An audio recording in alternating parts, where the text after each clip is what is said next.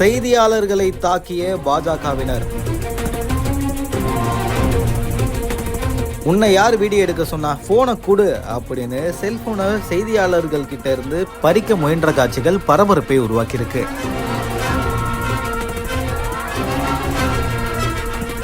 திருச்சி மன்னர்புரத்தில் நடந்த பாஜகவினருடைய பொதுக்கூட்டத்தில் கட்சியுடைய மாநில தலைவர் திரு அண்ணாமலை அவர்கள் பேசிக்கிட்டு இருந்திருக்காரு. அப்படி பேசிட்டு இருக்கும் போது கலந்துகிட்ட கூட்டத்தை வீடியோ எடுக்க வந்த செய்தியாளர்கள் கிட்ட பாஜகவினர் தாக்குதல்ல ஈடுபட்டதா கூறப்படுது.